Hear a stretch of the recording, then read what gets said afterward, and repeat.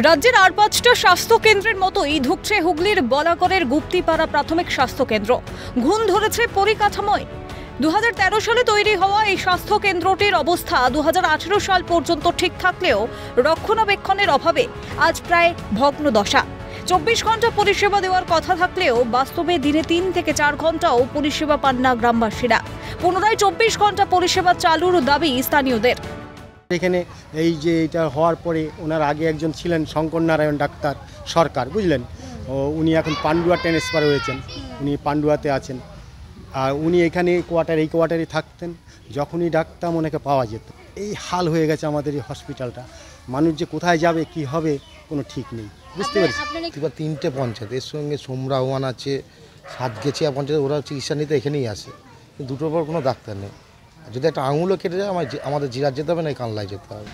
ভালো যেন ডাক্তার আসে, 24 ঘন্টা যেন থাকে, আমরা এই পরিষেবা চাইছি। একটা সময় এখানেই দিবারাত্র পরিষেবা দিতেন চিকিৎসকরা। Medical officer, assistant medical officer, staff সহ একটা ইউনিট কাজ করত।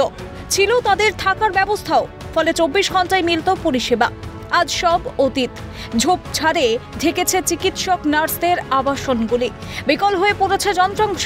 এখানেই শেষ নয়, হাসপাতালের চারিপাশে জমেছে ময়লা আবর্জনার স্তূপ।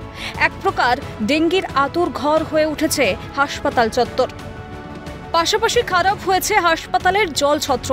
তবে এমনটা হওয়ার তো কথা ছিল না। গত 5 বছরে কোনো নিয়োগ না হওয়ায় এক প্রকার অচল অবস্থা দেখা দিয়েছে গুপ্তিপাড়া প্রাথমিক স্বাস্থ্য কেন্দ্রে। তাই চিকিৎসক, নার্স থেকে গ্রুপ ডি কর্মী নিয়োগ না হলে 24 ঘন্টা পরিষেবা দেওয়া সম্ভব নয় বলে সাফ জানিয়ে দেওয়া হয়েছে হাসপাতালের তরফে। পরিকাঠামোর অভাবকে কার্যত স্বীকার করে নিয়েছে স্থানীয় প্রশাসন। কমপক্ষে 4 থেকে 5 জন নার্সিং স্টাফ দরকার। মেডিকেল অফিসার বা ডাক্তার যেটাকে বলি আমরা 2 থেকে 3 জন দরকার। গ্রুপ ডি মানে জেনারেল ডিউটি অ্যাসিস্ট্যান্ট যারা আর কি আমাদের ডিউটি যারা কি ড্রেসিং বা এইসব কাজগুলো করেন, তাদেরকে মোটামুটি 3-4 জন তো লাগবেই অন্তত, ঠিক আছে। আমরা ইতিমধ্যে আমাদের বিডিও ম্যাডামের সঙ্গে এবং ডিএমএইচ সাহেবের সঙ্গে আমরা আলোচনা করেছি। তা ওনারা যেটা বলেছেন যে কিছু পরিকাঠামোর অভাবের কারণে এই সব পরিষেবা সম্ভব হয়ে উঠছে না।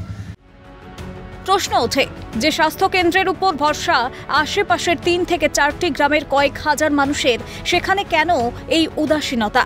তবে রাজনীতির ঊর্ধ্বে উঠে সাধারণ মানুষ পরিষেবা পাক চাইছে স্থানীয় বিজেপি নেতৃত্ব।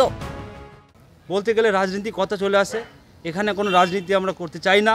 আমরা চাই সাধারণ মানুষ সুযোগ সুবিধা পাক, এটাই আমাদের বড় কথা।